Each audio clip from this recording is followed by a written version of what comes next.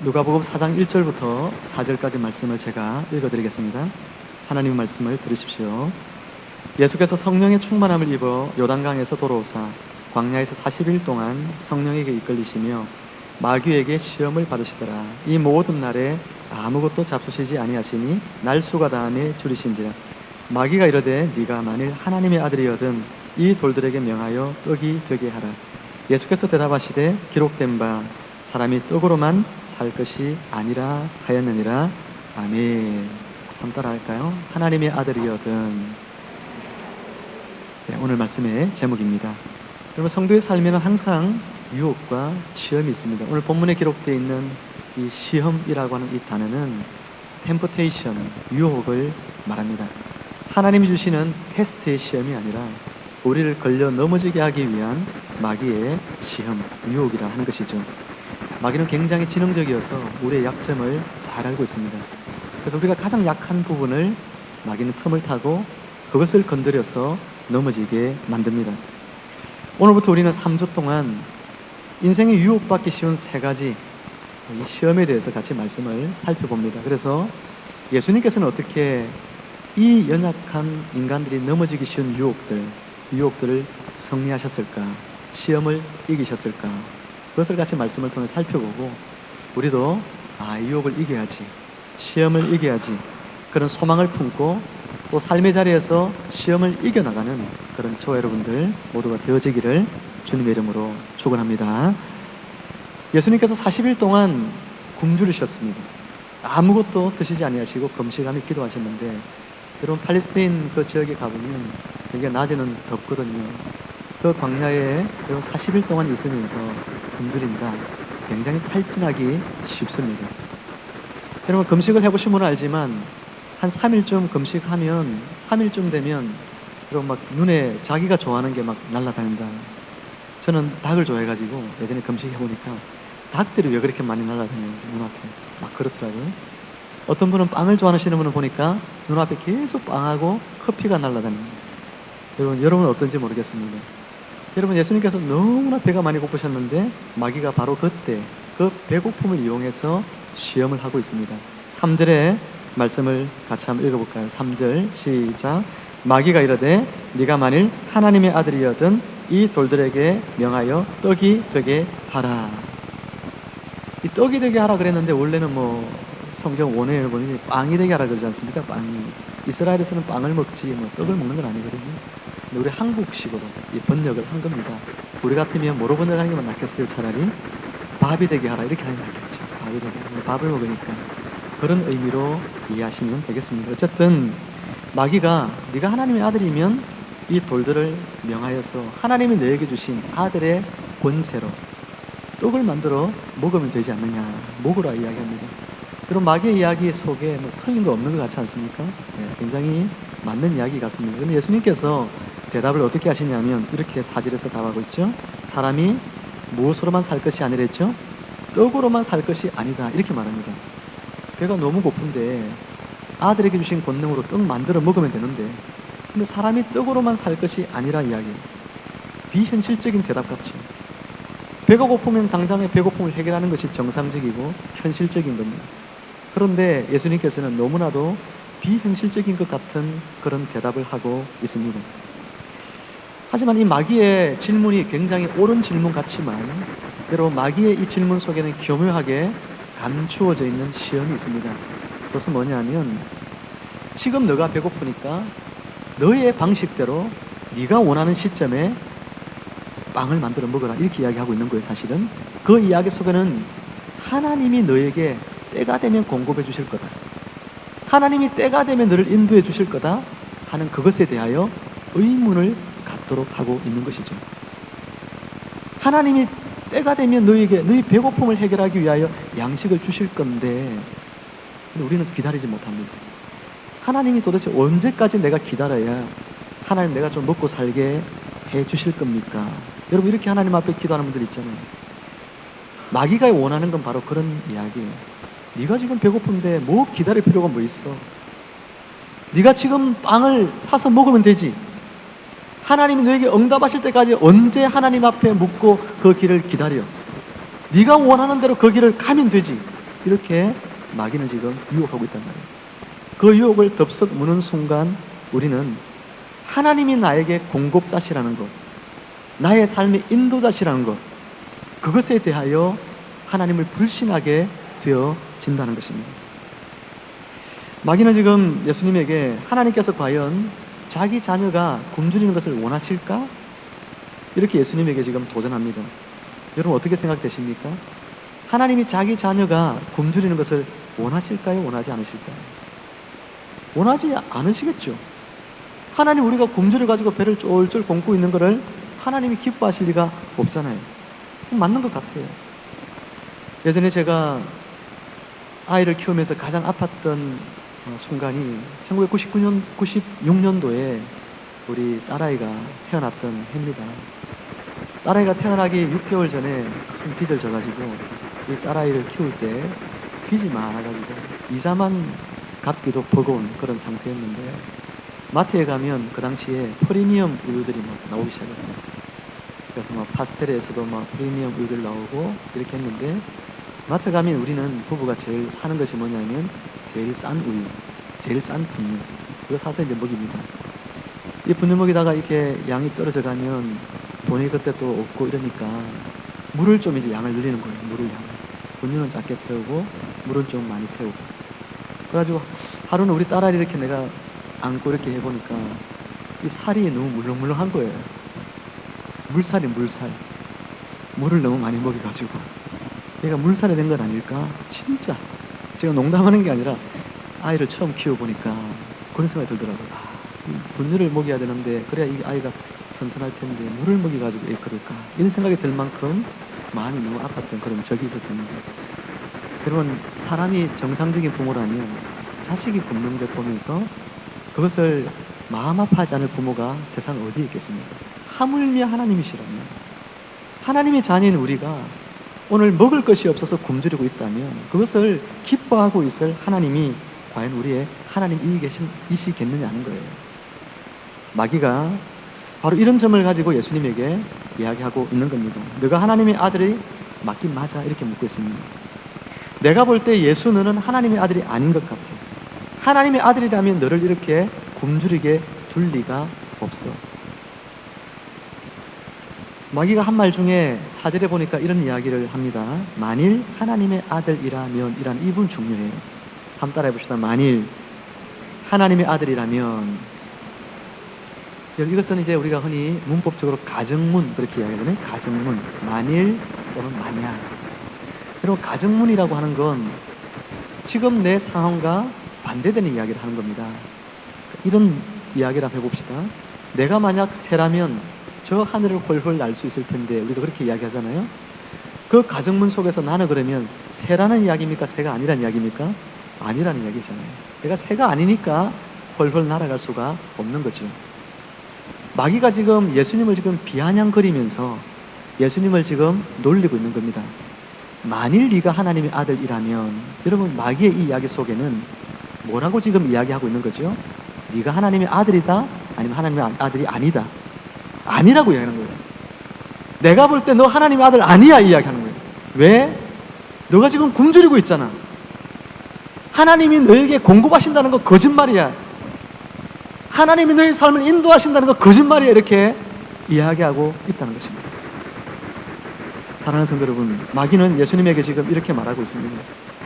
만약 정말 너가 하나님의 아들이 맞다면 하나님의 아들에게 준 권능을 사용해서 지금 이 순간 너의 배고픔을 해결하라고 이야기하고 있습니다. 아들에게는 그런 권리가 있잖아. 그렇게 이야기하고 있는 것입니다.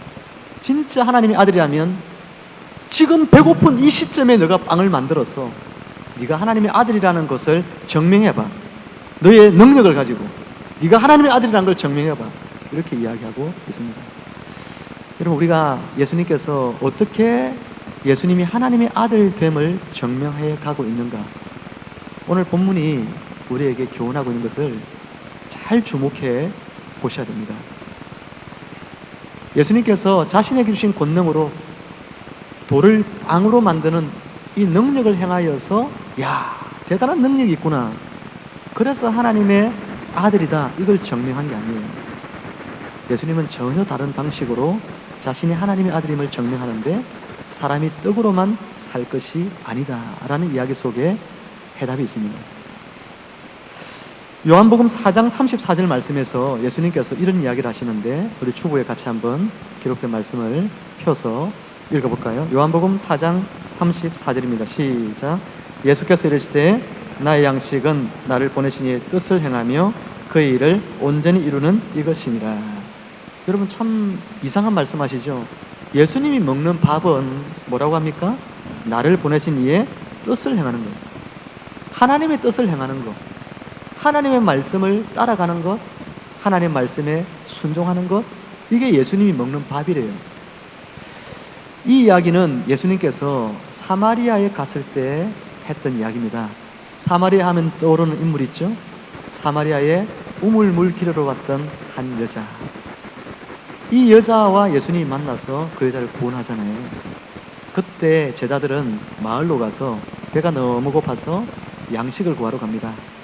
양식을 구하고 나서 돌아오죠. 돌아와서 예수님에게 선생님, 배가 많이 고프시죠? 저희들이 양식을 구해왔습니다. 식사를 좀 하십시오 했더니 예수님이 하신 이야기가 뭐냐면 나에게는 너희가 모르는 양식이 있다 이렇게 이야기하잖아요. 그 제자들이 좀 속이 좀 상했겠죠. 자기들 지금 예수님 양식 구하러 갔는데 예수님 지금 양식을 벌써 드셨단 말이야. 누가 줬지? 이렇게 생각하고 있을 때 예수님이 그들의 생각을 아시고 하신 말씀이 바로 이 이야기입니다. 나의 양식은 뭐라고 합니까? 나를 보내신 이의 뜻을 행하는 것이 나의 양식이다. 예수님께서 하신 말씀은 예수님은 밥 먹고 사는 문제에 매어 달리는 삶을 살지 않는다는 얘기예요. 나의 삶을 더 잘 먹고 잘 살게 만들어 줄 수 있는 길을 쫓아서 예수님은 그 길을 선택해 가는 분이 아니라 내가 비록 배가 고프고 줄이고 좀 힘들 수 있을지 모르지만 하나님의 뜻을 이루기 위한 일들, 하나님이 나에게 말씀하시는 자리, 말씀하시는 삶을 순종하기 위한 것, 그런 삶을 위하여 몸부림치는 것, 그것이 예수님에게는 밥보다 더 중요하다 그렇게 말씀하고 있는 것입니다. 예수님이 이렇게 말씀했다고 해서 여러분 혹시 오해하지 마시길 바랍니다. 예수님은 우리에게 빵이 필요 없다 그렇게 말씀하고 있는 것은 아닙니다. 예수님은 주기도문을 통해서 우리에게 뭐라고 가르치셨어요? 일용할 양식을 주옵소서라고 날마다 기도하라고 가르쳤습니다. 예수님은 굶주린 2만 명의 사람들 그들을 먹이기 위해서 오병이어의 기적을 이루신 분이 예수님입니다. 예수님은 우리가 굶주리는 것 원하는 것이 아닙니다.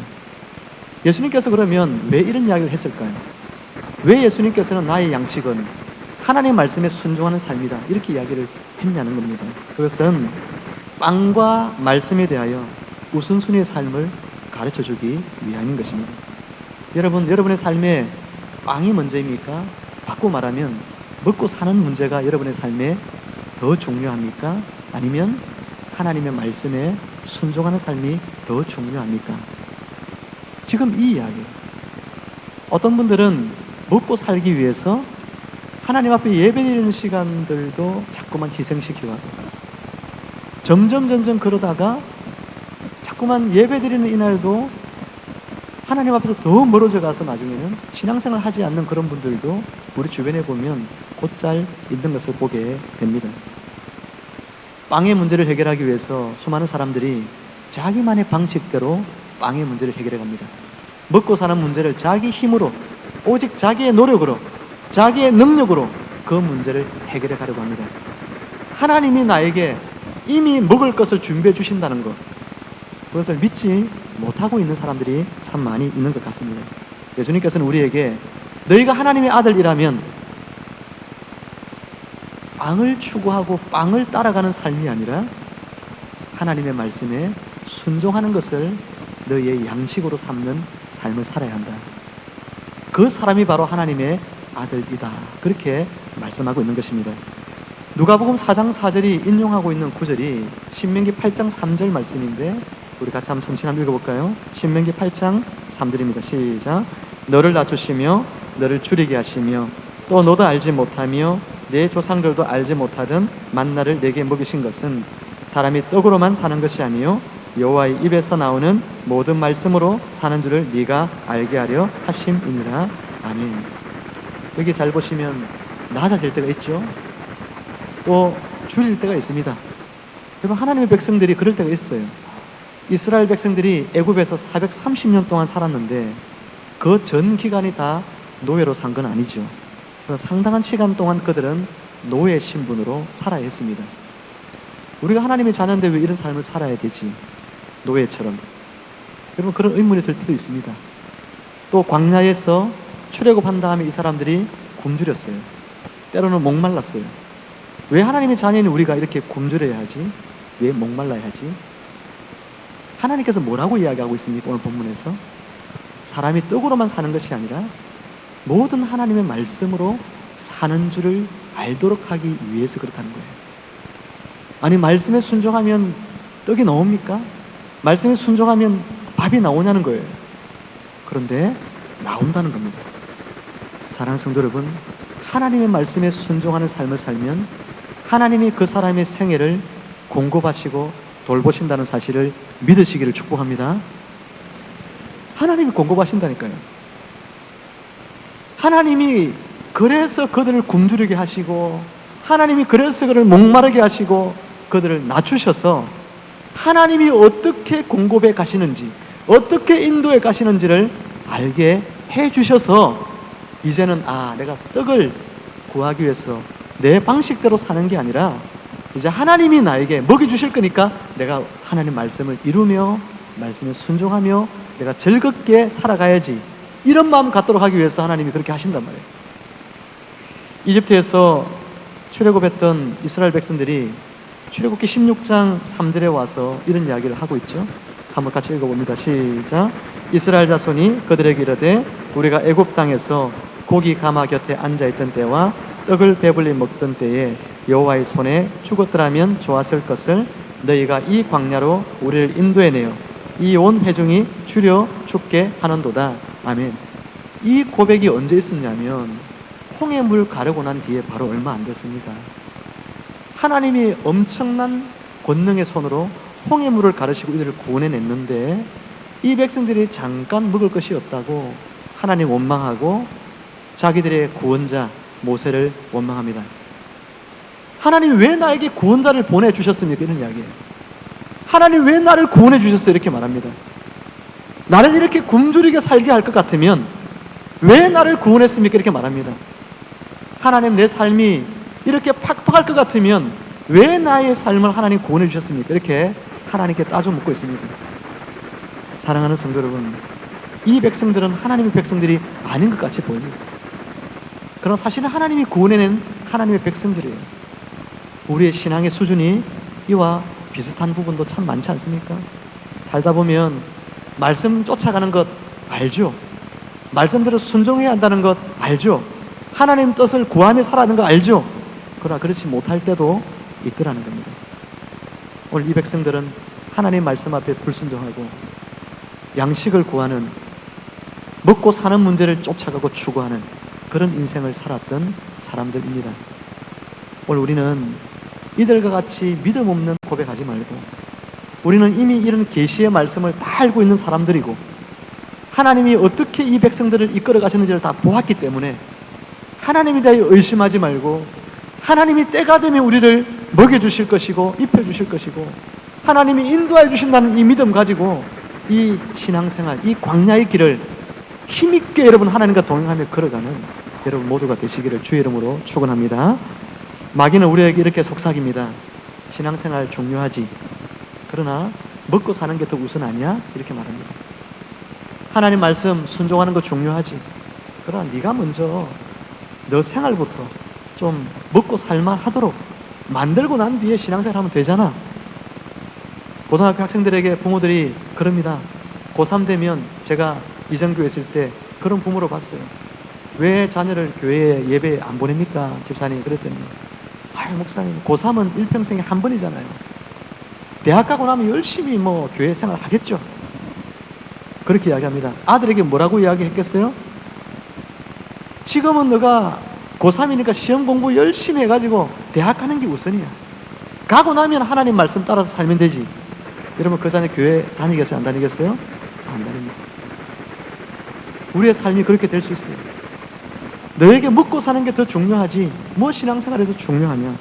좀 먹고 살만해지면 그때 교회 봉사도 열심히 하고 헌금도 많이 하고 여러 가지로 섬겨라, 그렇게 이야기할 수 있다는 겁니다. 마태복음 13장에 보면 씨 뿌리는 자의 비유가 나옵니다.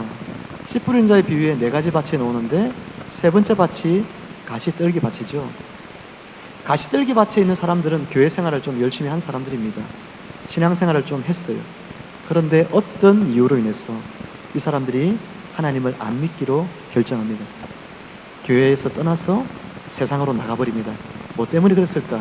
우리 같이 말씀 읽어봅니다. 마태복음 13장 22절 시작. 가시떨기에 뿌려졌다는 것은 말씀을 들으나 세상의 염려와 재물의 유혹에 말씀이 막혀 결실하지 못하는 자요. 아멘. 세상의 염려와 재물의 유혹 때문에 그 사람은 결실하지 못한다, 열매 맺지 못한다. 무슨 이야기냐면 교회 떠났다는 이야기입니다. 여러분, 세상의 염려란 건 무슨 이야기일까요? 이것은 먹고 사는 문제를 말합니다. 어떻게 먹고 살지? 그 문제에 빠져서 어떻게 하면 돈을 벌까? 어떻게 하면 돈을 모을까? 이런 생각에 너무 깊이 빠지다 보니까 자꾸만 점점 세상으로 향하여 가게 되더라 하는 이야기죠. 사랑하는 여러분, 마귀는 예수님에게 이 돌을 빵으로 만들어서 먹으라 이렇게 유혹을 했는데, 이 유혹을 좀 더 가만히 살펴보면 아까 서두에 이야기한 것처럼 예수님에게 마귀가 원하는 바는 뭐냐 하면 하나님께서 우리에게 먹을 것을 주실 거다, 하나님이 공급해 주신다, 하나님이 인도해 주신다, 하나님이 보호해 주신다, 이것에 대해서 의심하도록 만들려고 하는 것임을 우리는 오늘 말씀을 통해서 깨닫게 됩니다. 사랑하는 성도 여러분, 양식을 주시는 분은 하나님이심을 믿으시길 축복합니다. 하나님이 줄 리가 없어. 지금까지도 안 줬잖아. 더 기다릴 필요가 없어. 지금 당장 너가 원하는 대로 양식을 찾아가. 하나님께 묻고 기도하면서 때를 기다리지 마. 지금 당장 네가 원하는 길을 찾아서 가. 더 이상 기다릴 필요 없어. 이렇게 마귀는 유혹하고 있다는 것입니다. 하나님의 아들은 어떤 사람입니까? 하나님의 아들은 그런 순간이 왔을 때 아니야, 먹고 사는 문제 하나님 손에 달려있어. 나는 하나님의 때를 기다릴 거야. 하나님이 틀림없이 나를 먹고 살게 해주실 거야. 하나님의 말씀 앞에 나는 순종할 거야. 그것이 하나님의 아들이다 하는 것입니다. 말씀을 맺습니다. 마귀는 우리에게 빵이 먼저냐 말씀이 먼저냐 우선순위의 문제에서 항상 먹고 사는 문제를 먼저 쫓아가라고 이야기합니다. 순종의 삶보다 그것이 더 중요해 보이기도 합니다. 하지만 마귀는 이 유혹을 통해서 우리가 하나님에 대한 신뢰를 버리기를 원합니다. 하나님 믿지 말라는 거예요. 하나님 믿어봐야 너만 손해라는 겁니다. 하나님 믿고 기다려봐야 하나님이 안 주신다는 겁니다. 하나님이 너의 삶을 복되게 인도할 리도 없다는 겁니다. 그것이 마귀가 원하는 바예요. 아, 하나님 믿어도 소용없구나. 하나님 믿어도 내 삶은 여전히 똑같구나. 하나님 믿어도 나의 삶은 앞으로도 똑같을 것이구나. 그러니 하나님 믿지 말자. 이것이 마귀가 원하는 것인데, 그 시작점이 바로 이 돌들을 빵으로 만들어 먹으라는 겁니다. 하나님께서 들의 백합화도 하늘에 이름을 알 수 없는 새들도 예수님께서 뭐라고 했습니까? 입혀주시고 먹여주신다, 그렇게 말씀했어요. 예수님께서 오늘 우리에게 저 이름 모르는 새도 하나님 먹이신다면 하물며 하나님의 자녀인 너희들일까 보냐, 그렇게 말씀하고 있습니다. 금년 한 해 우리가 살다 보면 또 굶주릴 때 올 겁니다. 어쩌면 우리가 또 낮아지는 그런 때가 올 수도 있습니다. 노예처럼 내 삶은 왜 이렇게 피곤하고, 왜 이렇게 내 삶은 팍팍하고, 하나님 앞에 기도해도 왜 내 삶은 바뀌어지지 않을까? 여러분, 그런 순간들이 여러분에게 틀림없이 올 수 있습니다. 그때에 바로 마귀의 시험이 여러분이 시작된다는 걸 기억하십시오. 너가 원하는 대로 이제 살아가. 충분히 기다렸어. 그 정도면 너 신앙 참 대단해. 이제는 네 뜻대로 살아. 그럴 수 있습니다. 그때도 변함없이 아니야, 나는 하나님의 자녀야. 하나님이 나를 먹여주실 거야. 하나님이 인도하실 거야. 이러면서 하나님 말씀 앞에 순종하시는, 하나님의 뜻을 구하시는 저와 여러분들이 되기를 주의 이름으로 축복합니다.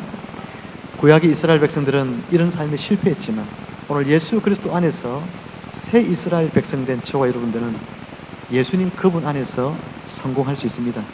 예수님이 승리하신 이 길, 유혹 앞에서 넘어지지 않고 하나님을 끝까지 신뢰하고 하나님의 공급하심과 돌보심을 믿었던 그 예수 그리스도처럼 오늘도 우리가 예수님 안에서 금년 한 해 승리의 삶으로, 하나님 앞에 시험을 이기는 삶으로, 하나님의 뜻을 순종하고 이루는 삶으로 나아가서 하나님의 충만한 공급과 위로와 돌보심을 덧입으며 살아가는 여러분들 다 되시기를 주님의 이름으로 축원합니다.